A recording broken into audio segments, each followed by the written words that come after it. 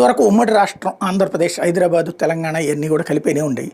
అప్పుడు ఆంధ్రాలో ఏ మూలకైనా సరే పోలీసులు వెళ్ళొచ్చును. ఎందుకంటే మొత్తం రాష్ట్ర డీజీపీ పరిధిలో ఉంటుంది కాబట్టి. ఇప్పుడేమో 2 రాష్ట్రాలు విడిపోయినాయి. ఇక్కడ డీజీపీ వేరు, అక్కడ డీజీపీ వేరు, ఇక్కడ హోంశాఖ వేరు, అక్కడ హోంశాఖ వేరు, ఇక్కడ హోంమంత్రి వేరు, అక్కడ హోంమంత్రి వేరు, అట్లాగుంది. ఇప్పుడు అక్కడ ఎవరినైనా అరెస్ట్ చేయాలంటే లోకల్ పోలీసులు సహకారం తీసుకోవాలి.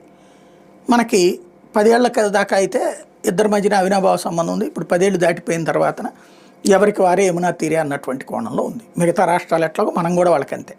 శుభ్రంగా రేవంత్ మనోడే కాబట్టి ఓ ముక్క మాట్లాడి ఒక ఐజీ స్థాయి అధికారి నేతృత్వంలో ఓ పెద్ద police station, Andhra police station in Hyderabad పెట్టుకుంటే బెటర్ ఏమో. ఎందుకంటే ఆంధ్రాలో ఇప్పుడు రోజు మన కార్యకర్తల సంతుష్టీకరణ, తెలుగుదేశం కార్యకర్తలు సంతృప్తి పడాలి, జనసేన కార్యకర్తలు సంతృప్తి పడాలి.